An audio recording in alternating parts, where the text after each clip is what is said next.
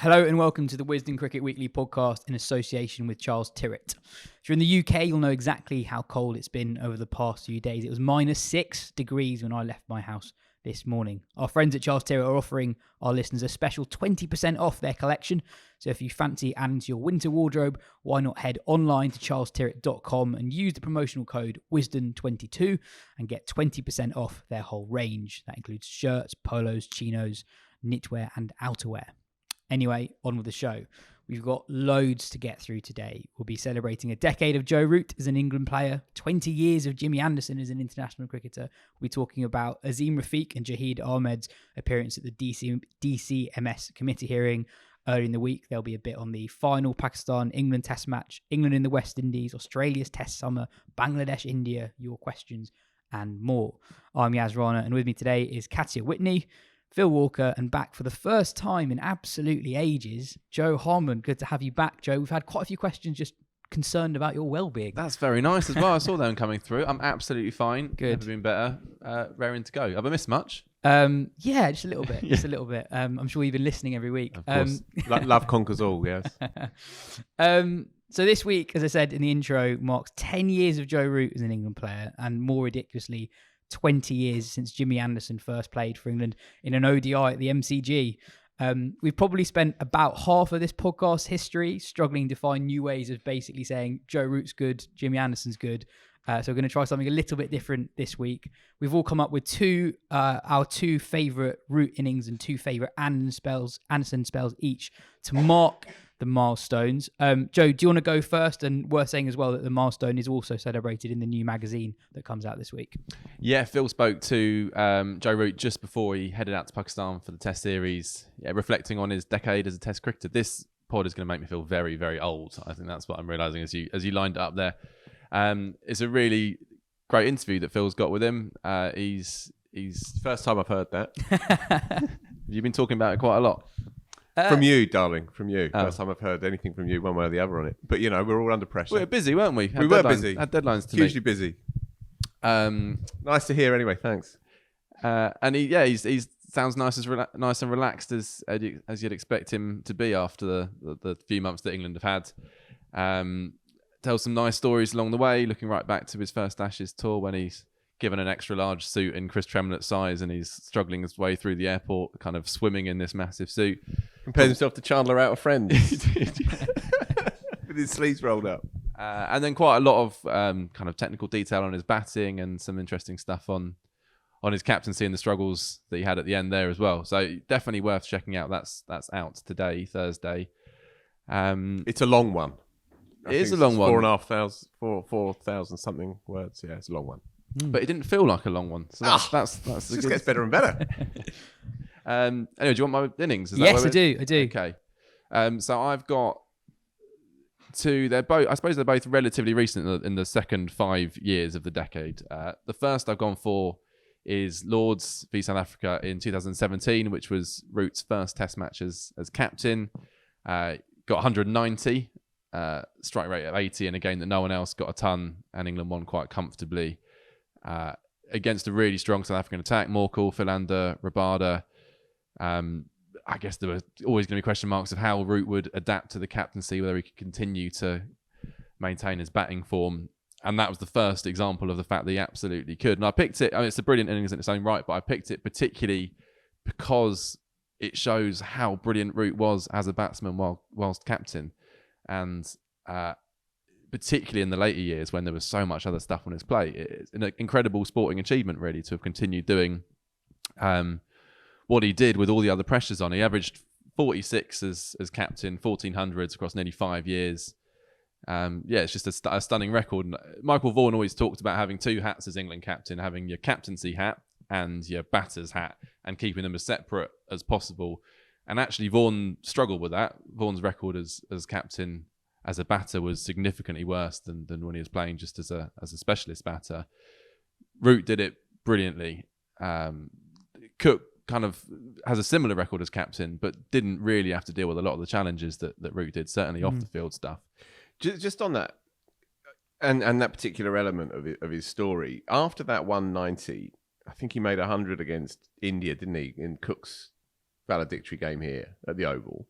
Yeah, got a little bit which lost was along the way. Year but yeah. after, but then after that, he did struggle a bit, right? As skipper at home, didn't he? In 2019 and 2020, I don't think he made average sort of 30 something over 3 home high summers. 30s. Then he's got a massive 100 in New Zealand, but other than that, was actually pretty quiet for a couple of years. Well, that was the moments where he was getting lots of half centuries and couldn't get through to 3 figures, which is actually really interesting in the interview with Phil as well. So yeah, there were blips along the way, but to be captain for that long and have that record, I think is massively to his credit, as much for his determination and resilience as his skill as a batter. I mean, there's so many, and my second innings is much more about his technical skill as a batter. It's almost 3 innings in one, really, but I've gone for Chennai v India at February last year. It's the kind of third part of his spin domination trilogy, where he got 228 at Gaul, 186 at Gaul in the next test, and then the 218 at Chennai to set up what's an incredibly rare defeat for India on home soil. And around that period when Root was just churning out these runs, there were just these greats of the game queuing up to say they weren't sure they'd seen anyone play any better against spin across their whole cricket watching lives, which there's no greater compliment than that. The spin trilogy, I like that. And it was just, I remember Ben Stokes saying during that series, it might have been after the Chennai game, he just makes us all feel pretty rubbish, because he was just playing, and this is from Ben Stokes, who's quite a good player, just saying, he's just operating on an entirely different plane. And again, going back to, if you think everything else that was going on at that time, he couldn't get the team that he wanted because they were doing odd things with rotation. There's COVID, there's bubbles, and Root just comes out and plays like a god 3 test matches in a row. And given how bad that year was for England, it is easy to forget they did start it with 3 quite impressive wins. And one of them was one of their best away wins ever. 2 doubles and a 180 odd. Yeah, I mean, from Root in that 3-week period. Katya, how about you? What 2 innings from Root have you chosen?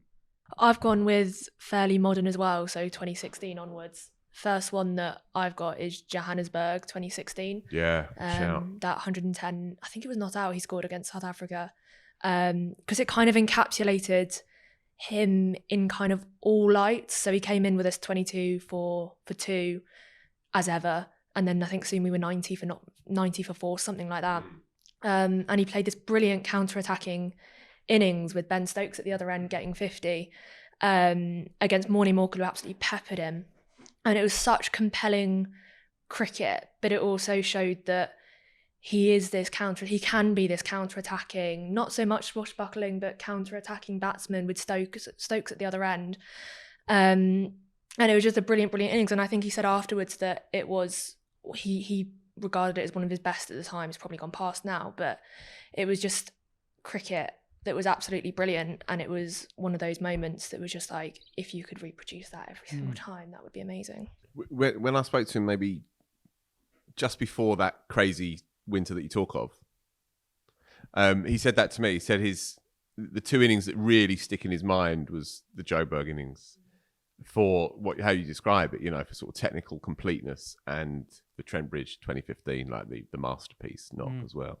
They're the 2 that he puts right up there. That was admittedly a couple of years ago now. He's got a few since. Yeah. And Katya, your other one is one of his many, many hundreds in the last year or so. Yeah, it's the one at Edgbaston this year, which was actually Which one even was that? It was the one where I was on work experience here. So, that was the India game. Yeah. You're right. Yeah. Okay. So yeah, I think that's pretty self-explanatory, to be honest. But for not me, for Phil. Well,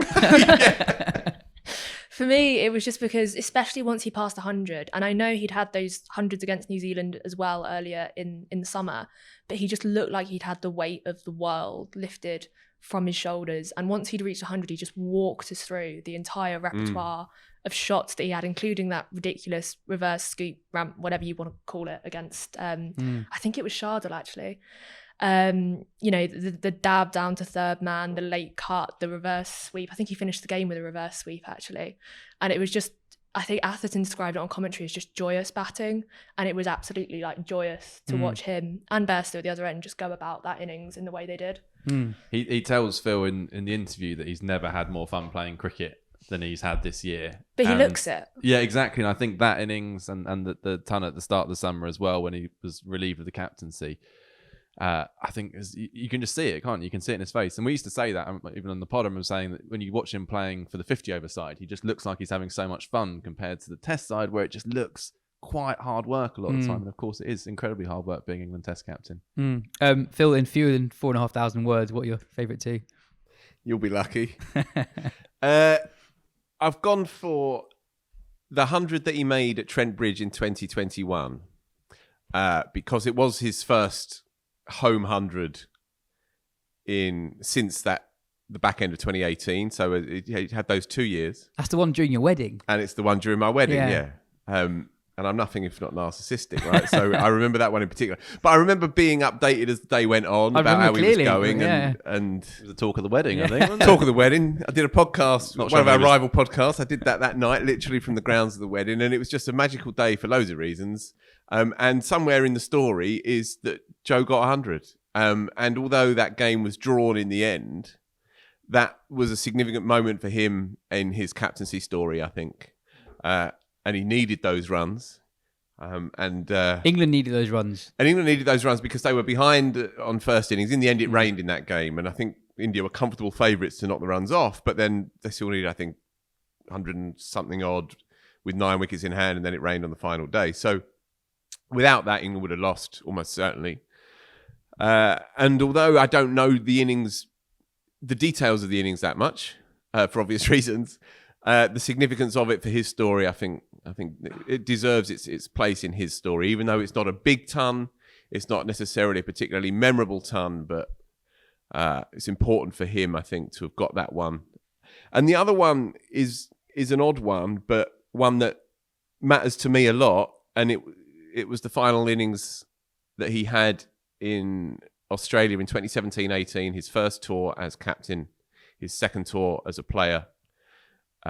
Famously, he's now played 14 test matches in Australia and never made 100. Until he gets that over the line, he'll never be satisfied. And there will always be a small little asterisk against his all-time greatness unless he can get over the line. But that particular last game at Sydney was a heartbreaker. The physical conditions were inhumane. It was literally 48 point something degrees. The hottest day in Sydney since 1936, I think it was. And they were playing cricket. And if you remember, Mason Crane, poor sod, he was bowling leg spin into the non-existent rough. And the Perth Marsh brothers, who were used to that kind of horrifying heat, had a day out. Khawaja was dropped 5 times, made 170. This was the game when Root got 80-odd in the first innings. And if you remember, he was out with 10 minutes to go. And as he walked to the gate, Bairstow walked past him for 10 minutes left of the day. And Root just looked at him as if to say, what the hell are you doing? Why have we not got a tail ender coming out here? Bairstow goes out there. Do you remember, Joe? 4 balls in, nicks off for naught. And it was just one psychodrama after another. Root had held himself together beautifully all tour. Gets to the second innings, and England are going to lose. Of course, they're going to lose. But Root, by this point, is severely dehydrated due to the heat, due to a stomach upset, and he goes out to bat on the 4th evening in a trance, and it's astonishing to watch. And I was there, and we'd all suffered through it, and it was astonishing to watch. You know, he's normally that irritating cliche busy. He was stock still, didn't move. Stumbled out there like a ghost. Didn't do any practice shots. Didn't do any of his little runs. He was just stock still, and he batted technically beautifully, and repelled the lot. That night, went to hospital. Woke up the following morning. England squad turned up. Root wasn't there. Went out to bat. England went out to bat at 11 o'clock that morning. Root wasn't there, and then we heard that he was turning up in a car from the hospital. Gets in, he's in within half an hour, doesn't know where he is, and bats again beautifully to lunch. Ends up, I think, 58 not out. Gets to lunch. England, I think, are 8 or 9 down. Last rights of the game. And he collapses in the dressing room, and he's sound asleep at lunch when the last rights of the series are completed. And England lose, of course, 4-0.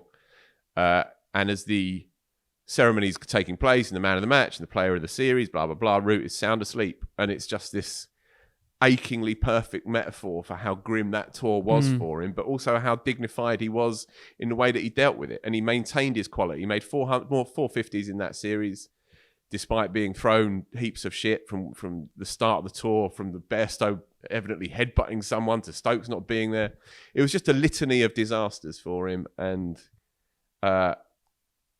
what he did on that tour won't ever get spoken about in grand terms, but I think quietly it was magnificent what he managed to pull off.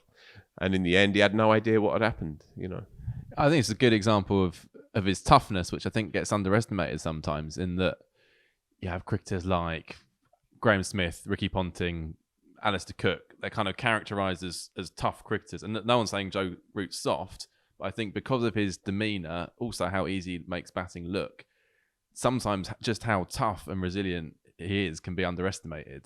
To have got through the challenges that he has done over the 10 years, I think he's one of England's toughest batters as well as probably their best. And also, I'm glad that an innings where the rest of the team had a not only a difficult Test match but a difficult tour was picked out, because if I think back over Root's 10 years, particularly in Test cricket, is just actually how much he's had to stand up by himself. I was looking at some numbers of the last 10 years, and Root averages pretty much exactly 50 in Test cricket. And if you take him out, the average top 7 English batter averages 32, which is a more than 50% difference. So Root has been so much better than the rest. And then even globally, over the last decade, Smith averages just over 60, Williamson averages just under 60, Kohli just over 50.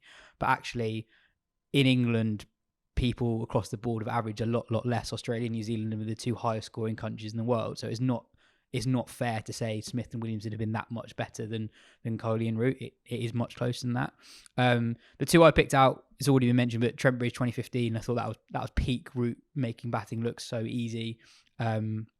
Obviously 60 all out in the morning, and then Root and Bairstow take Mick in the afternoon. He's doubled the team score by a close. Yeah. But the other one is kind of similar vibe to the Sydney one, but a little bit more positive. It was Bridgetown this year, where, I mean, if you had to rank Root's 28 Test hundreds, this is probably quite near the bottom in terms of taking account the pitch, match situation, etc. But it was more that the winter that he had endured, captained that horrible Ashes series where England were lucky to get the nil, and you had 10,000 English fans. The ground was completely packed. When he got to his 100, the standing ovation was really quite similar to the one that Cook got at the Oval in his last Test match. It was like the English fans were saying like thank you. It was like the English fans couldn't really go out to Australia, and this was their moment where they showed their gratitude to what Root had done. And for so much of his England career, so much of his captaincy, he was basically the only guy to average more than 35. Since his debut, the only other English batter to average more than 40 has got a knighthood. And then of the guys to average more than 35 in that time, 2 of those are Bell and Trott, who retired years ago. He's pretty much done it on his own until this year. That idea of offering thanks to a selfless cricketer, Nasser Hussain alludes to that in the piece that Joe was talking about that I've done with Root. When Root made that 100 at Lords in the kind of the era catalyst 100, right, for the Stokes era, when he makes that unbeaten 115, I think it is, to beat New Zealand in a game that England were behind in.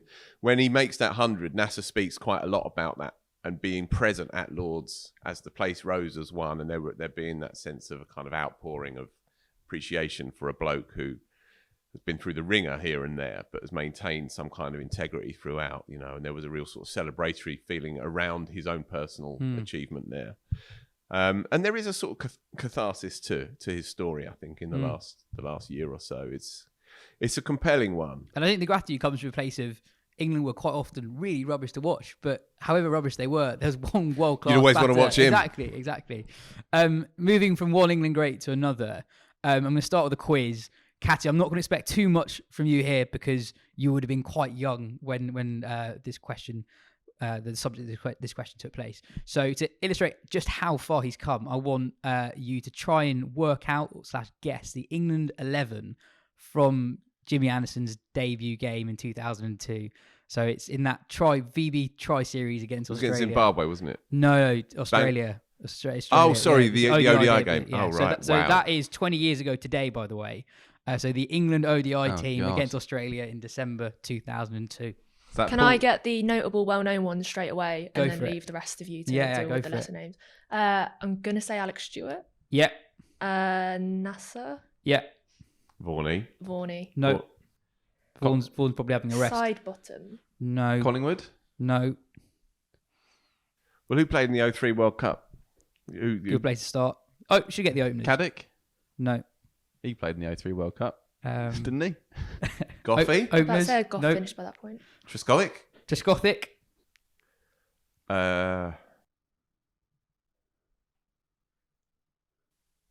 Mullally? No. No, he'd gone. So I put you out of your misery. But didn't he take something like... He went for about 12 runs So in 10. not his debut, but I think that's his second or third game. Right. I think he went 10 overs for 12 or 13 with 6 maidens. So he's Mark Elam. no. Oh. Great. Hollyoak? No. Simon Jones. No. Harmison? No. Right. Thorpe? No. I'm just going to go. So Trescothick and Knight. Knight. Of Um, course, Nick Knight. Ronnie Arani at 3. Punchy. Nasser Hussain at 4. Owe Punchy. Shah at 5. Alex Stewart at 6. Ian Blackwell 7. Oh. 8 Craig White. 9 Gareth Batty. 10 Jimmy. And 11 James Kirtley. 111. That would have taken us weeks. That would... You're going to have to edit that one. Phil, do you want to kick us off for our favourite Anderson spells? Yes, right. What have I got here? So I've got 2. I was there for the first one, which was Kolkata 2012 winter. And England won the game, just as they'd won at Mumbai the week before. Nobody saw it coming. They went into the series in all kinds of off-field hassles with the Peterson saga and That was the reintegration series. the wasn't it? reintegration series. Yeah, Peterson obviously did what he did at Mumbai, as everyone knows, the 180, and they won that game. And they went into Kolkata, and everyone was expecting a writing of this glitch, a correction in the story, and Cook went and got 190, and either side of it, Anderson was imperious with the ball. And as I say, I was lucky enough to be there at Eden Gardens to see it happen. And I think he took 3 in the first innings and 3 in the second. And it's the ones in the first innings that stick in my mind because he got rid of Sachin Tendulkar, who was a good player, and Virat Kohli, who was also a good player. And he nicked them both off. He got 3 of the first top 6 out. And then came back in the second innings to finish it off. And although the series will be remembered for Cook's brilliance, 3 big hundreds, Peterson's scene stealers, and Swan and Panesar in Mumbai in particular, but Anderson on that first day, when you just assume it's going to be 500 plays, whatever, or England might be able to summon or muster, Anderson was just untouchable. And that was the first glimpse that I saw of him away from home, beginning this astonishing decade that you spoke about literally 3 days ago on this show. The fact that he averages now less in India over the last 10 years than he does at home across the last decade. Yeah, Asia in general. Yeah. Sorry, Yeah. on the subcontinent, which is a mind blower. And that was 10 years ago now, and that pretty much to the week. And that's one for me. And another one briefly was, and I wasn't there for the final day of it, but I was there for much of it, was the Trent Bridge one-man show against Australia in the first Test match when he took 10, Yeah, 5 and 5. Yeah, 5 and 5. And he finished it off at the end, nicked off Haddin, and they had to go for the DRS and all of that. But it's It's one of the great modern Ashes tests. It is. Which is Yeah. oddly sort of got forgotten somehow. Yeah. I think he bowled something like 11 or 12, 13 overs either side of lunch. And it was one of those moments where it was him or bust. There was nobody else who was going to do the job for them. And Australia, as you say, they were getting very close to it. I think it was only, I should have it written So it down. was like 12 runs in It was the end, about a something 12 like or that? 13 run win in the end, yeah. Steve Finn dropped a catch down the boundary, didn't That's they, it. when they needed That 20 is or it. so to win. Yeah. Yeah, so there you go, those two. But I mean, my word, how do you narrow down Anderson's story? I was going to say, I had a lot of fun just going through my favourite route and Anderson performances this week. Katya, what are your 2? I've gone from two from the same year. I've gone for Lords against the West Indies in 2017, the match where he took his 500th wicket, castled Craig Brathwaite, middle stump I think it was, in the evening. But actually, the reason I remember that one particularly is the morning after. Not massively for anything that Anderson did, but because of, I think it was Michael Gough, who I have an image burned onto my memory of him covering his eyes and turning away after Anderson had just nipped one past the off stump, as if to say, how on earth is that not bowled you? And I think it just summed up everyone watching the majority of the spells he bowled, just going, how on earth has he not got out to at least one of those balls? And he ended up taking 5 for, and he had it on a string, as usual, that morning. And then the second one is Adelaide in 2017, where he took the 5 for in Australia. And I like that one because there wasn't anything massively special about it. It was just that there had been a lot of talk about how Anderson Broad useless in Australia kind of thing. But it's like you said, Phil, that when there was no one else, it was just you have to give the ball to Anderson because he will make something happen. And it was the pink ball test match under lights, so the one that's going to suit him most. And he bowled 11 overs before the end of play in the third innings, and then he bowled 8 overs on the bounce straight up the following morning as well. And you had Wokes, and then you had, I think it was actually Overton's It was debut. Overton at Adelaide, yeah. And it was just that he was the only one who was going to take those wickets, and he did take them.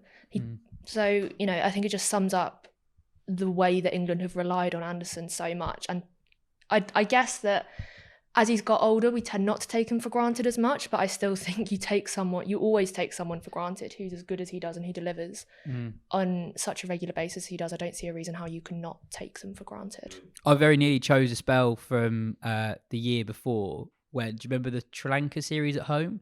Where I think I've never seen a bowler just look so much, just like way too good for the opposition. I think there's one test where he finished with figures of like 10 for 40 or something like that. Joe, what are your two? So I've gone with 2 spells that are actually 12 years apart, but quite similar thematically in that they're examples of him kind of seizing control of a test match on the very first morning. I was there for both of them live, and they always tend to stick a bit more in the memory if you're there to witness them firsthand. So the first one was Adelaide 2010. I remember getting there on that first morning and there being a sort of collective groan in the press box when Australia won the toss and chose to bat. It was assumed to just be a road. There'd been stacks of runs at Brisbane. It was just expected to be more of the same. And then 13 balls into the innings, Australia are 3 down. Obviously, the Jonathan Trott ran out, got the ball rolling, but then it was Anderson with a kind of classic away swinger to get Ponting. Swan takes the catch at slip, then does the same thing to Michael Clarke in his next over. Swan takes the catch again. And then he got Shane Watson just after lunch and then another tail ender. So he only got 4 in the innings. Statistically, it wasn't up there with his best performances. But I really liked it as an example of how much he was developing at that stage, because he'd been taken to the cleaners on the previous Ashes tour. His away record was still poor, so he averaged 44 from 19 away tests going into that series. So a poor record away from home. There was still that narrative that he could only really do it in England. And this was one of the first examples that actually he was developing the skills and the attitude to be able to do it in whatever conditions. And then, since the start of that Ashes tour in 2010-11, he's averaged 27 away from home. So for me, that was the kind of the shift in the narrative, really, from being a home, kind of almost like a flat track bully or whatever the bowler equivalent of that is, at home, to suddenly being this incredibly skillful bowler wherever he was operating. And then the second one, a dozen years later, June this year at Lords against New Zealand. Anderson's back in the side. Obviously, he's been dropped for the Tour of the Caribbean from the bits of county cricket we'd been watching. I remember on the podcast, I think you, Phil, but I think we all kind of collectively agreed it looked like he'd lost a bit of zip. He wasn't taking stacks of county wickets like he usually does. And there was that sense that actually his career was on the line going into that test, which feels a very odd thing to say now because he's so embedded in it again. Gets Will Young caught and slips second over. Latham goes the same way in his third, and then suddenly it's just everything's as it should be, and it was bizarre to think we ever questioned it would be anything else. That first spell was something like 6 overs, 0 for 2, wasn't it? Literally something absurd like that. And New Zealand didn't bat well, but Anderson gave them absolutely nothing. And then, but the bit almost I preferred was later in that innings, there was this kind of twist where England hadn't taken a wicket for about 2 overs and Stokes was getting bored, so suddenly they start bowling bouncers and Anderson's running in bowling short balls. The 2 wickets he gets later in the innings are short balls. and he actually spoke to Felix, who had interviewed him just after that test and just before that test, about bowling the short ball for Lancashire, and sort of taking the piss out of himself a bit as an old man trying to do this. And suddenly you see it in a test match, and it's actually coming off. And he has taken quite a few wickets with the short ball over the last kind of 9 months, but also showed his willingness to embrace this new Stokes-McCullum era and to not take the safety first option, as he admitted he probably had done at times, to accept these much more attacking fields and to go hunting for wickets in a way that he might not have done for a while. And now he's a huge part of this side. We've seen in Pakistan just how important he is, and how much England still depend on him, even when they're playing a completely different style of cricket to, well, let alone 20 years ago, but 10 this time last year, and Anderson's still right at the heart of it. Yeah. What's interesting about that though is that in Rawalpindi, his fourth innings was his shortest spell he's ever bowled, I think, statistically, which as a 40-year-old on a tour, to try and find new ways of taking wickets on a pitch that just isn't friendly to the natural way you would bowl is just quite incredible. Yeah. So is that right? Yeah, I think so. I think I've seen that it's his shortest pitch spell he's ever bowled. That would make sense, the eye test and all of that. Yeah. So just carry on. Go on, crack on. Okay. I chose. What's this? You look like Ringo Starr, right? Sort of 90s era Ringo Starr, massively so. It's uncanny. There you go. Oh wow, that's not good. Peace and love. My two spells are 18 years apart if it's a competition. So 2003 in the World Cup against Pakistan. If you've not seen it, watch it. But that's Anderson bowling quick, swinging the ball away. I think he bowls Inzamam with a away swinging Yorker, which is pretty special. And then in Chennai last year in the same test matches, the Root double ton that Joe mentioned, is one over in particular that stands out when he clean bowls and gets I'm not sure it was one over or maybe two when he bowls Gill and Rahane and the stumps cartwheel, both reverse swinging. A famous England victory to which Anderson was totally crucial and just demonstrating actually just how effective he can be on basically any pitch in the world. What was your first one, sorry? Cape Town 2003. So right. World Cup against Pakistan. Yeah. It was Yusuf. Yusuf. Yeah, stunning. I think he took 4 for 20 odd. 4 for not much, yeah. Well, both Anderson and Root will be in the England team for the final test of their series in Pakistan. There's not been a huge amount of team news. Naseem Shah has been ruled out of the test match for Pakistan. There's a possibility of a debut for Mohammad Wasim Jr., possibility that Shah Massoud comes into the sides we talked about the other day. Joe, you've obviously not been on the pod during the series. What do you think England will do in a final test match? Do you think Rahan Ahmed will come in? We talked about it a little bit on the last podcast, but yeah, what do you think? I think they'll be really tempted to give him a go. It would be a kind of fitting finale to this series where they've tried absolutely everything. That said, I think it's tricky to see how they get him in there, because it'd be the natural, swapping him in for Jacks would be the kind of the natural move. Comes in as the second spinner. He has got a first class ton at the end of last year for Leicestershire, but he'd probably be batting at number 7, probably at least one spot too high for him on test debut. The balance of the side gets a bit kind of messed up as a result. That said, they might just not care and just think, let's give it a go. I mean, I would love to see it. If I'm thinking what's the best way to win the test match, then I'm not sure it's playing him. If it's gone, let's just have a look. Why not? When are you going to get a better chance? 2-0 up in a series in Pakistan with a free hit, essentially. I wouldn't be surprised if they go that way. Katya, what do you think?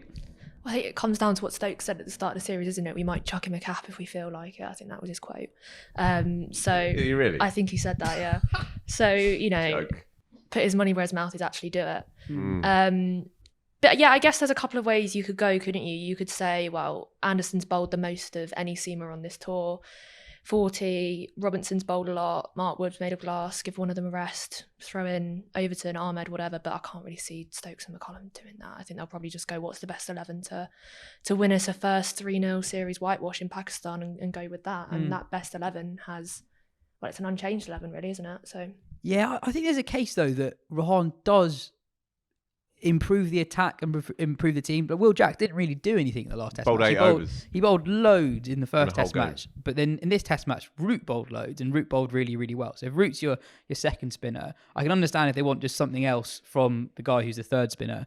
And I agree, he probably shouldn't bat 7, but I'm not sure if England think like that much anymore. I think they'll just back the top 6 to get the runs, and they'll think that Rahan can play. Rahan's batted, not only got a first-class century, but there are a couple of, I think it's a 100 game where he batted at 5 as well. So he clearly rates his own batting. Taha is a better batter than he is a bowler, which I'm not sure I believe that. I think that's a great thing to say when you're definitely a great leg spinner, or great leg spinner in the making, to say that I'm a better batter. Well, First Leicestershire batsman to get a first-class 100 and first-class 5 for his first ones in the same game. So you never know. Get him in. I remember on players over bigging up their batting, or bowlers bigging up their batting. Matt Potts told me at the start of the year that he viewed himself as an all-rounder. That's quite what showed in the summer. I think with Ahmed, I think what it shows is there's so many people before the tour going, when he was selected, going, if you play him and then he does awfully and gets smashed, it will destroy him. And on previous tours, I think they might take that in mind, but I don't think they'll really do that now, because they'll back, first of all, Ahmed to have a strong mind enough to not let that happen, and then the team to be as positive and as backing as they are to not let that happen to him. So if they do chuck him a cap, and even if he does get carted out the park, does it really matter as much as it would have done if it happened in previous tours? And it's different to the Crane debut, for example. When Crane made his debut, he bowled loads in that test match. If Ahmed doesn't bowl well in this test match, he's not going to have to bowl that much. Yeah, they've got enough, but he would possibly be coming into the side for a guy who bowled 8 overs in the last test match. And Stokes didn't bowl. We don't know how his knee is, but England do have options. They have so many bowling options that I think he's quite safe. Like if it does go badly, the dynamic is so. If you take Crane or even go back to Borthwick as an example, those were desperation picks at the end of a series where basically no one wanted to play anymore. Certainly in the Borthwick tour, I mean, Swan had literally packed his bags and gone home. There is nothing to lose. So I'm talking myself into it. Yeah, play him. Absolutely play him. Moving on, yesterday, Azim Rafiq and former Essex seamer Jahid Ahmed appeared in front of a parliamentary committee hearing to give evidence on racism in the English game.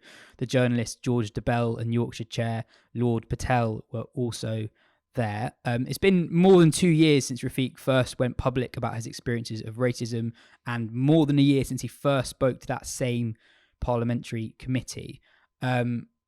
We had a few questions on this, and I think my main takeaway from it was just how much slower the action has been than we probably hoped a year or so ago. I watched the whole thing, and for me, the most striking part of it was when George shared the details of his correspondence he had with one county chair, where it allegedly emerged that that county had only sent one WhatsApp message to a player who had claimed that they had experienced racism at that club, and they hadn't received a reply and they hadn't done anything about it. And then later on, Ahmed claimed that he'd essentially received no support since he went public about his own experiences of racism a year ago. This is a quote from the hearing. He said, "From the ECB to the PCA to Essex even, I'm a victim and I don't feel like I get any support from anyone. Whether they care, I don't know, but it doesn't feel like I've had much support from it."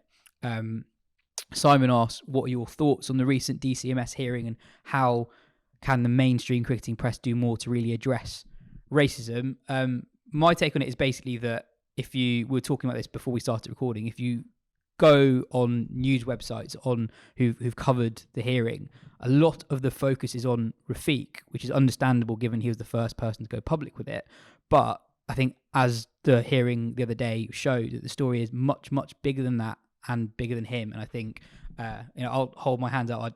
I don't think I've done enough in the last few months kind of looking at the other stories, but I think that is probably what the cricket media should do. Focus on the other stories that are there that are still unresolved. There are still people who've said they've experienced racism, and it sounds like not that much has happened. Phil, it's obviously quite a difficult topic to navigate, but what were your overall thoughts from what happened 2 days ago? It is really hard to sum up, and I'm loath to, because it will sound trite. It felt from the bits that I saw and all the quotes that I've read, I didn't watch the full hearing. It felt like it hasn't really moved the story along at all, and it hasn't really revealed much more than we knew in the first place. There's a number of independent reports that are either currently taking place or have been delayed or have been released, and independent reports and investigations have taken place. And even within that, there is still a sort of morass of confusion around it. I find it increasingly difficult. I've spoken to some of the people who are making the allegations, and we've spoken to people who feel like they have been the brunt of a miscarriage of justice. I played cricket with Jahid Ahmed. We were in the same club team, and it's undoubtedly been very, very difficult for him personally. Essex have released a holding statement pending their own independent review into his allegations and those of other people who have been involved. Jahid alluded to the fact or claimed that there is somebody who was subjecting him to racial abuse who is still employed at the club. I don't know who that person is. There is so much still to go here. And you still feel like in certain parts of the game, there is a reluctance to confront these awkward, horrifying truths. Indeed, if they are truths, and in many cases, almost all cases they are, from what you hear from the people that you talk to. But I've also spoken to people who have been closely involved in county cricket, and who, one or two I would count as friends, who have been in these kinds of county dressing rooms, not incidentally the focal point dressing rooms, it's worth pointing out, but there remains a lot to do. A lot of cultural resistance to acknowledging the idea of systemic problems. Rafiq's personal story is a very complex one now, and an increasingly complex one. And there are some people in cricket who are quite comfortable with his reputation being questioned and the integrity of his position being questioned because of other instances. Now, you can have Azim acknowledging mistakes that he's made in his own story. That doesn't negate the abuse that he has received. And part of the evidence that Rafiq gave the committee after they spoke was just illustrated how many of his claims, I guess, have been corroborated by multiple people. Right. So it's an extremely long list. You can easily find it online on the DCMS website. I think there's also an issue with the speed of these investigations as well. I mean, we're seeing that with Essex now. This is going on a long, long time. And not only do we want to get to the truth quickly, there are also people, humans are involved here, hanging, waiting to see what will happen. We had the same thing with Yorkshire initially. Their policy was to take as long as possible in the hope that it would dissipate and no one would care anymore. And obviously that backfired in their faces massively. And obviously there are complicated legal issues here. I understand that. And I don't know the solution to this, whether the ECB can put more pressure on Essex to move things along as quickly as they possibly can, or whether they're already doing that. But it does no one any favours, apart from the accused county, that these things take so long to come through. Yeah, so I was talking to Taha, who was there, and he made the point that the lack of support Ahmed has received does make you wonder, why would a player bother? You go through a lot. You might not necessarily be someone who's comfortable being in the public eye. You have to go through a lot. A lot of people, a sizable minority, it is a minority, but it's a big one, don't believe you. It does make you wonder, why would a player come out? It's definitely not easy. And I think on the hearing itself, I thought it was quite a strange event in that the organisations that needed to be scrutinised weren't there. I mean, it was good to hear how, exactly what the situation is now. But what I thought made the hearing last year so powerful was that you had the ECB there, you had Yorkshire there, and they were answering questions. And this time you had To be honest, I thought quite ill-informed MPs. I thought some of their questions were quite poor. It's quite clear they hadn't done a huge amount of research themselves. Got the impression they'd just flicked through the document they were given shortly before going on, and that was it. So it wasn't as constructive as I think it could and should have been. The first hearing from last year felt like there was a degree of rigour behind it, but I didn't get that impression from the bits that I've seen of this one and the quotes that I've read as well. It was almost impossible to, because the wrong people were up there. Right. Yeah. Well, they're not. It's obviously good to hear from the people who were up there, but they were not the people who have the power to change the stuff that we need changing. The bigger question, the overriding question is, how deep does this go? How embedded is this? And what's going to be done about it over the next period of time? It's going to be a long process. This story is so much bigger than a set of individuals. Linked to the story is that in the last week it was announced that Gary Balance is leaving Yorkshire and returning to play in Zimbabwe next year. Balance had previously admitted to using racial slurs towards Rafiq. The pair met in the summer, and Balance, who last played for England in 2017, apologised to Rafiq. One of the saddest aspects of the Rafiq story is that he feels like he's been forced out of the country due to the reaction towards him. Horrifying. Speaking about his experiences, and quite a big part of the hearing the other day actually was Rafiq outlining that, and specifically talked about some of the reaction to the Yorkshire Post covering of it. You can find reaction to that online if you do a bit of a Google. And Balance is obviously no victim, but on a human level, this is another young man leaving his home to make a new start somewhere else. Phil, you spoke to a journalist in Zimbabwe about the reaction in Zimbabwe to Yeah, news. I spoke to Liam Brickhill. He'd be happy for me to name him, I think, who's an excellent Zimbabwe-based journalist. And he's observed that the Zimbabwean cricketing public community have reacted cautiously positively to this news. I mean, It's a weird one if you're a Zimbabwe cricket fan, knowing what Zimbabwe, what Balance has admitted to have said, etc. And this is the reason why it's coming. It's a complex one. But possibly, as Liam alludes to, the feeling is that what happened in England with Yorkshire is an English Yorkshire problem that doesn't necessarily find its way into Zimbabwean cricket, which has its own identity and its own story, and its own story of diversity as well. And Liam suggests that perhaps Balance's story can be absorbed into what has become a very positive story about Zimbabwean cricket. So if you saw that squad that did so well at the T20 World Cup a couple of months ago, this was a very racially diverse squad. This was a squad that seemed to represent the best of a progressive cricketing culture. A kind of complete range of races and ethnicities within that side. And so if Balance's story can be somehow absorbed into that and he can find his way into embracing Zimbabwean culture again, then perhaps there is some kind of redemption arc in there, as Liam sort of alludes to. Look, it's very difficult, but look, I'm not in the business of enjoying watching somebody descend into despair. And Balance's spirit, as you rightly say, he's not a victim with a capital V, but he's suffered as well with the consequences of his own actions. And his mental health has gone through the floor.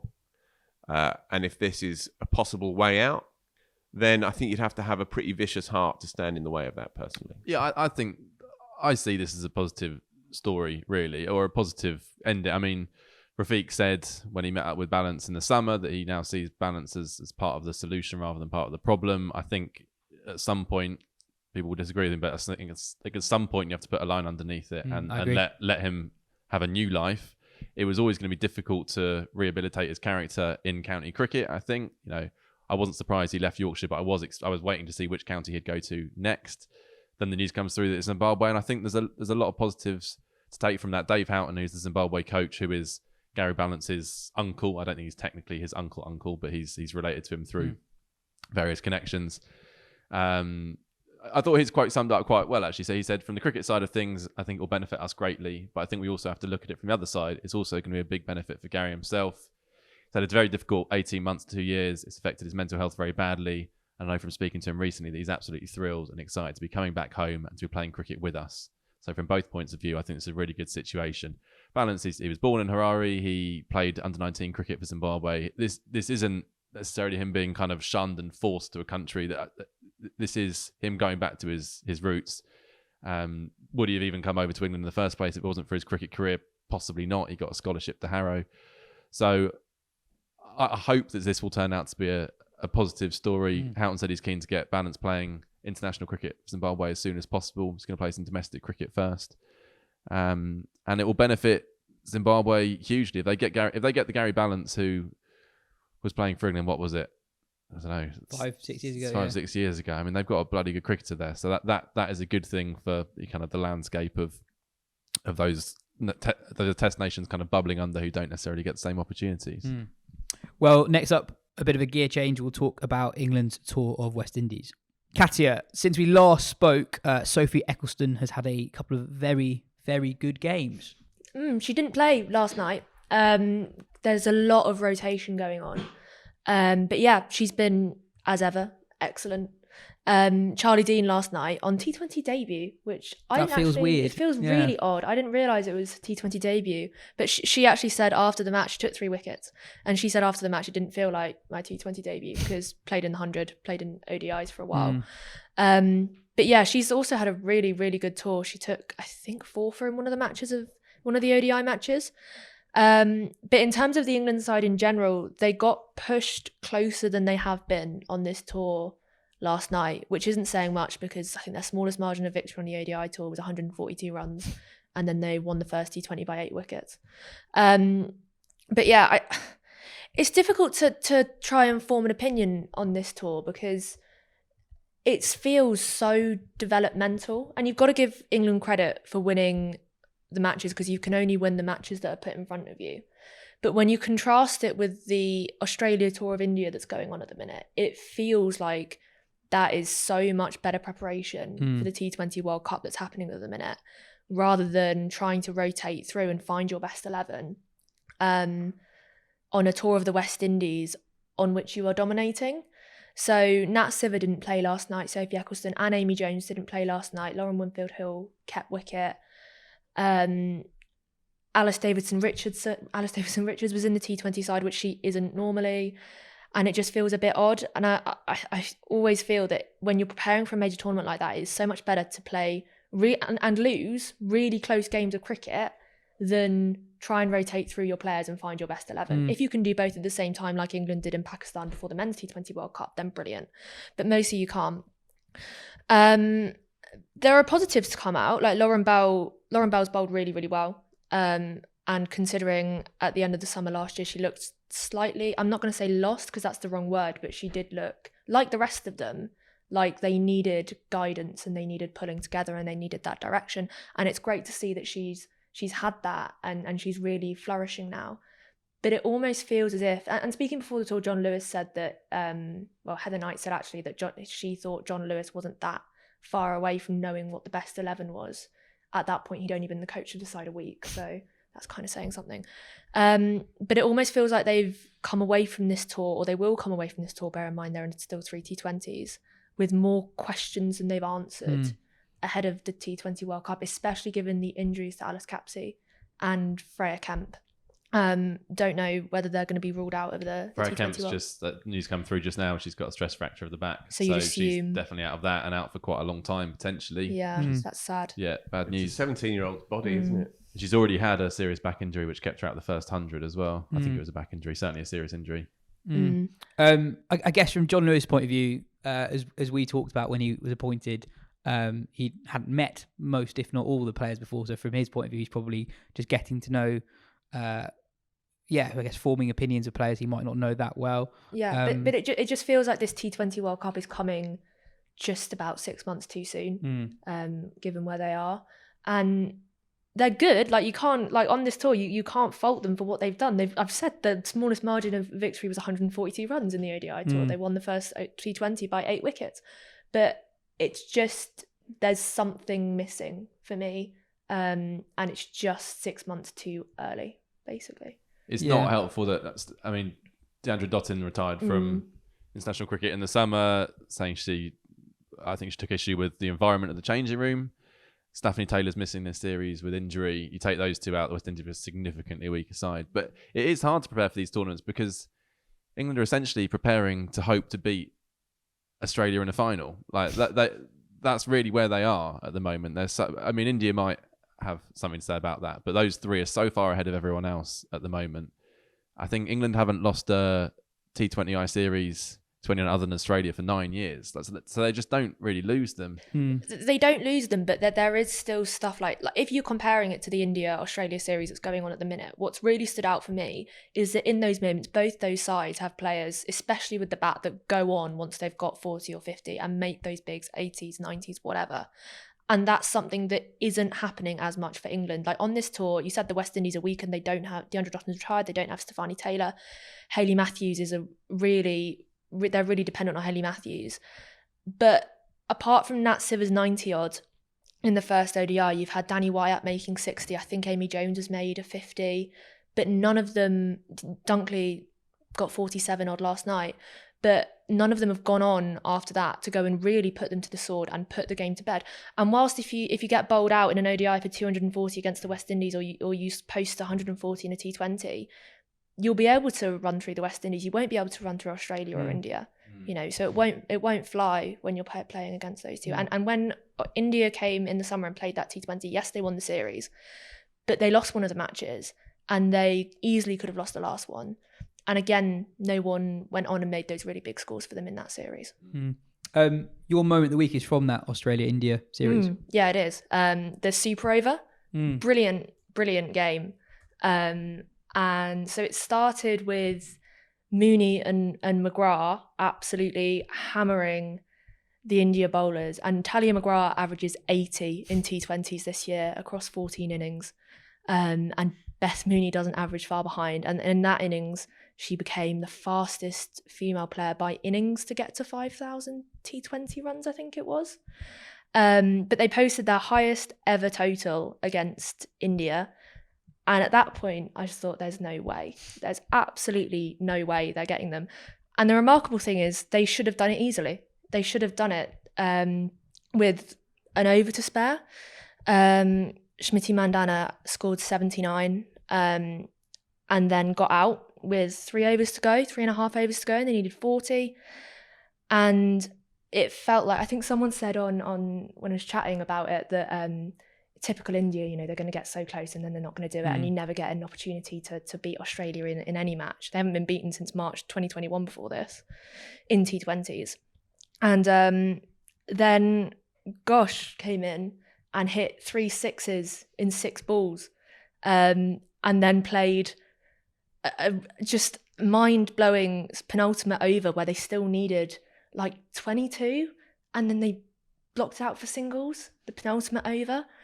And then she took a single off the first ball of the last over, so she wasn't on strike. And then I can't remember who it was off the top of my head. Vidya needed 5 to win off the last ball, so a 6 or a 4 to take it to a super over, and she hit the 4 and took it to... I'm on the edge of my seat. What happened in super over? No, so much. But they posted 21 in the super over, which is massive, 21.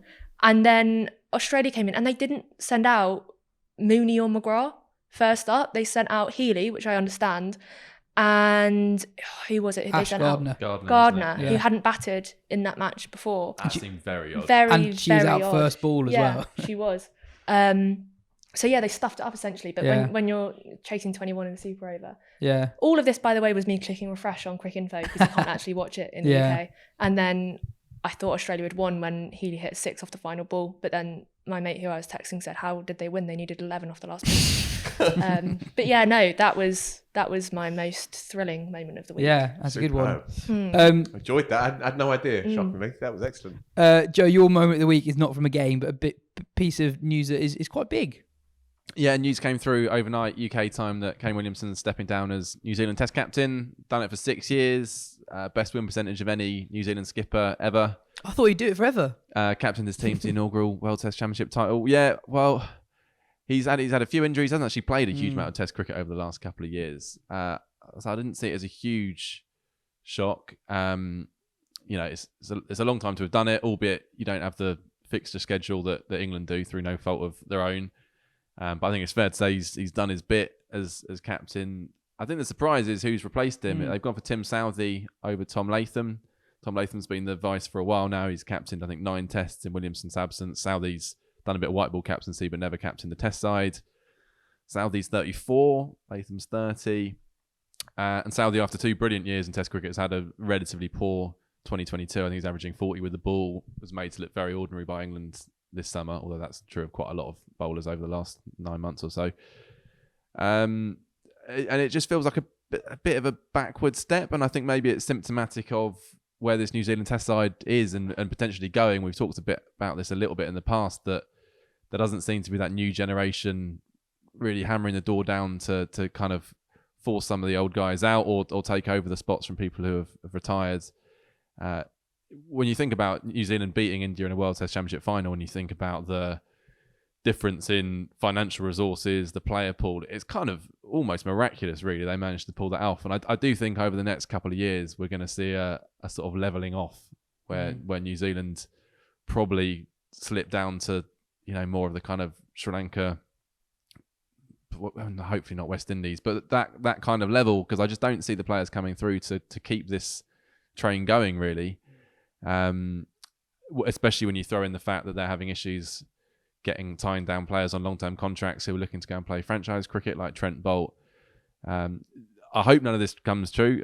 I love the New Zealand team. I think they've done amazing things, but that feels like the direction of travel for me. The flip side is that Gary Stead, the New Zealand coach, has said Williamson standing down as Test captain will hopefully prolong his career as a Test cricketer, as a specialist batter. So we'll have to wait and see on that. But it's a slightly tricky time for New Zealand at the moment. I don't think a 34-year-old seamer taking over as your Test captain is necessarily going to invigorate things very much. Well, I wanted Broad to be the England Test captain, so I guess I have to back this. Different times though, wasn't it? Hang on, who wanted Sam Billings? Well, I don't think we should go back into that. But room, none of the Fab Four are captains anymore. Which you wouldn't have guessed that a year or so ago. Elsewhere, Australia beat West Indies 2-0. Labuschagne scored another 100. Scott Boland in his first test since the Ashes took a triple wicket maiden in his first over of the second innings. He now averages less than 5 in the second innings of test matches. Something about Scott Boland just makes me feel awful. Whenever I hear his name, it's just traumatic. terrible memories. It's It's like post-traumatic stress disorder. Phil, Australia plays South Africa now. We've got a couple of questions in. Do South Africa have a chance? Joe asks, I fear their batting lineup is too brittle for it to be a contest. I kind of agree. I agree wholeheartedly. I went through their squad a couple of days ago, waiting to see a name that could convince me otherwise. Yeah.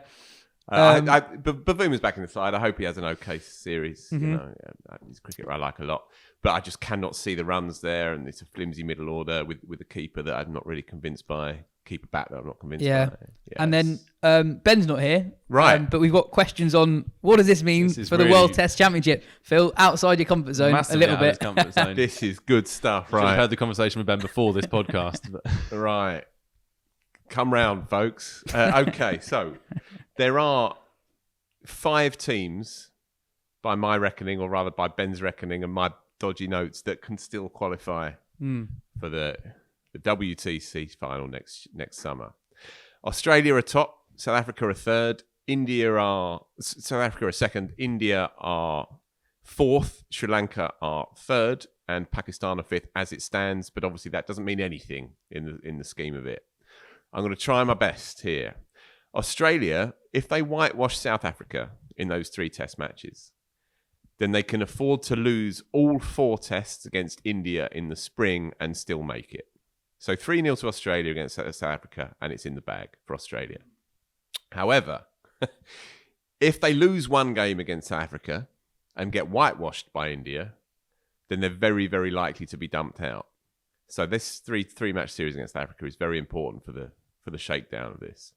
If South Africa win 2 test matches in Australia, long shot, but if they do, that puts themselves in a very strong position, in inverted commas. But they still need to beat the West Indies 2-0 to confirm it. Okay, so 2 wins in Australia for South Africa, 2-0 win against West Indies in the spring, and they'll be in. If they get whitewashed in Australia, they get beat 3-0 in Australia, then it's curtains for South Africa. So that's what's on that series. India are currently in the midst of a test match against Bangladesh that they're almost certainly going to win.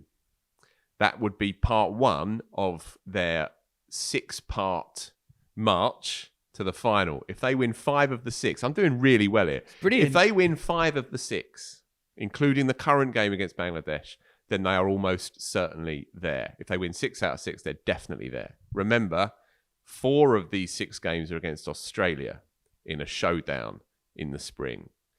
Sri Lanka, what a story that would be. They are still in the mix. Chris Silverwood's Sri Lanka. Frank Lampard's Sri Lanka, yeah. Chris Silver's Sri Lanka. They're outside bets, but they can still just about pull it off if they beat New Zealand 2-0 in New Zealand. Big ask, but then they did go to South Africa a couple of years ago, didn't they? The Pereira series. And if they get a 2-0 win in South Africa and Australia lose a game against South Africa and India don't win all of their games, then Sri Lanka are in the final. Wow. So they've just got to go to South Africa. Go to New Zealand, nick a 2-0 and hope that other results go their way. And it's not inconceivable that India don't win them all. What's the Kevin Keegan line? They've got to go to Borough and They've get still got to something. go to Middlesbrough and get something, right? Excellent. So look, there was you brilliant. go. That was surprisingly clear. That was it was really, kind really of good. Peter Snow swingometer vibes there. I think we should I get... feel exhausted. It's like watching The Big Short. Thanks, mate. Cheers. So next question: do you think He hasn't got anything else. Don't push for a No. second. Do you think a single Test cricketer knows any of that? No. No. And I wonder how many care Do you reckon someone has said? think about it. Yeah. I was wondering, do you reckon there's been an England player this week's gone like, what do we need for the World Test Championship? Not knowing that they're Ollie Pope. out. I reckon Ollie Pope said that. The thing is, I know it goes completely against the logic of having a World Test Championship in the first place, but I asked someone, who would you want to see in the World Test Championship final? And none of the names that were mentioned came up in that. Oh, really? Yeah. Wow. So, well, as Phil mentioned, Bangladesh are playing India at the moment, and India are going to win that one. Interesting thing from the final ODI there, Ishan Kishan scored the fastest ever ODI double 100, putting a bit more pressure on Shikhar Dhawan's spot in the side for the World Cup next year. Phil, what is your moment of the week? Oh, just very, very briefly. I went up to Lancashire, went up to Old Trafford on Monday night to do a panel chat discussion thing with Paul Allott and Scott Reed, the BBC Lancs commentator, and Lizzie Ammon, the Times reporter, for their members Christmas do. So, it was crackers and stuffing and all the rest of it. And there was 600 people in the point. Quite a big gig. And yeah, we had a nice chat, But it was lovely because it reminds you of the groundswell of People care. people who really do care very deeply about this thing that we sometimes wax on about on a Tuesday morning and wonder if we're speaking into the void. Well, we're not, because it retains great value and importance to people's lives. And it was nice to kind of be reminded of that on a Monday night. Nice. Coming back on the Tuesday was tricky. Booked my train, ended up getting on a coach, took me 7 hours. Up the workers, don't get me wrong, up the workers. But that was a tough one to get home from. Joe, there's a new magazine out today. Other than the Root interview, what's in it? Loads of good stuff. Excellent. I was going to start with, because I don't want to say our listeners are geeks, that would be a bad thing, but there are the cricketing intelligentsia. I think, Quite right. Well done. Who listen to us. So we've done a quiz of the year in this magazine, which is bloody hard, possibly too hard. But I think a lot of our listeners might enjoy it. You can also win Joe Root's bat. Wow. And second prize is a load of kit from ProDirect. Yep. So some good prizes there. It's a fun quiz. And also, it's not one of those ones that I don't think anyone's going to get 100% here. I'd be amazed if they do. So even if you don't know a few, doesn't mean you're out the running. Stick with it. I reckon 40% results and you're in. I think you gave me this quiz a couple of weeks ago, and it is so difficult. It is so difficult. It's worth it alone for Jim Wallace's Who Said It, Elon Musk or Kevin Peterson, Yes. which is probably the best thing he's done for us in the 2 years he's been with us so far. And that's not a reflection on what he's done previously. It's just how good this quiz is. Surprisingly hard. Just on that, did you see what Kevin Peterson tweeted? I think either this morning or yesterday. No. Yeah. that could have gone straight into the. Is it Peterson and It's Musk? marvellous. It was Qatar, Saudi, and Dubai in a few days. The Middle East is thriving, economically stable and growing fast, safe and secure. Education, 8 grades and sunshine, where everyone is smiling. I can see why so many people have moved and are considering leaving Europe to live here. Hashtag the place to be. Peterson or Musk? Hashtag sponsored ad as well. I mean, what? Quite possibly. For the Middle East. Allegedly. So there's that. Definitely go and check that out. It feels like a long time ago now, but we've got 22 reasons why England won the T20 World Cup. Mm-hmm. And We had to do it, Joe. we did, and it's good. It's important. good. It feels like this. Cricket moves on quick. And connected to that, Mel Farrell has done a really good interview with Matthew Mott, England's white ball coach, which in amongst it, he says he thinks ODI should be cut down to 40 overs, men's and women's, after the next World Cup. And there's some interesting stuff in there about the kind of dynamic of the England dressing room as he sees it, as an Aussie coming in and witnessing it firsthand. I spoke to Munir Ali, Moen's dad, about his kind of remarkable story, how he got to where he has done. His dad has played a pretty big role in that. I think it's fair to say from according to his dad. Well, according to his dad, also according to Moen, in fairness, but It's an amazing story, yeah, Joe. talking true. about kind of sacrificing stuff for your kids. It's another level really. The line that comes out, Munir says to Moeen, "Give me 2 years of your life, and you can have the rest. And if after those 2 years we haven't cracked it, then fine, we shake hands. But give me 2 years. No going out, no mates, no girlfriends, no nothing. Just 2 years."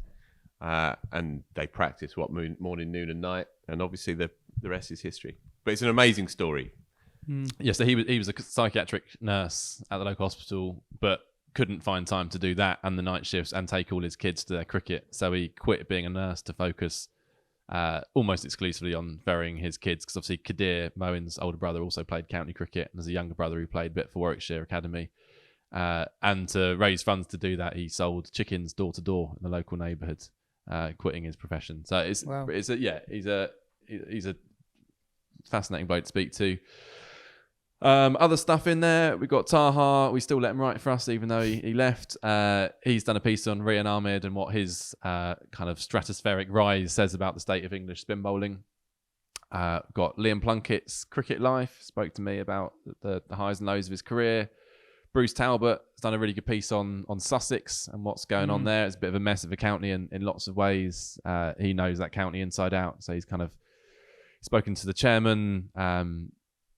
It's a kind of hopeful piece, but also acknowledging that it's just been a mess of a couple of years. Lots of players leaving. Katya's done a piece for us on John Lewis's appointment as England women coach. And all the columnists are great as usual. We've got Adam Collins is back for the Aussie summer.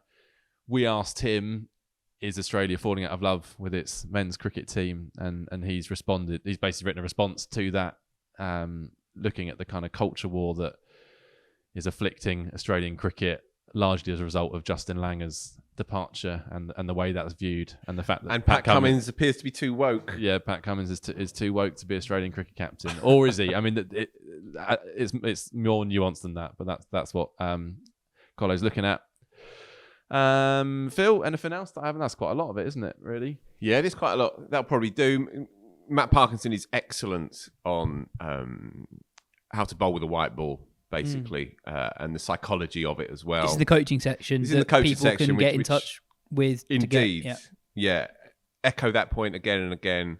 Whatever your problems, whatever your queries, whatever kinks in your action that you can't quite figure out, please do write in. We'll take them to our band of coaches and see where it gets you. But there's a real good range in this one. The Hour That Changed Graham Napier's Life is a beautiful interview on the final page, done by Wallace, by Jimmy Wallace as well. So yeah, it's good. It's nice. Nice one. Well, as ever, you can get the magazine at wisden.com/shop. That is the end of the show. Slightly longer than the one we did last Thursday. Cheers, Phil. Cheers, Joe. Cheers, Katya. This has been Ringo. the Wisden Cricket Weekly podcast. We'll be back after the third and final Pakistan-England test.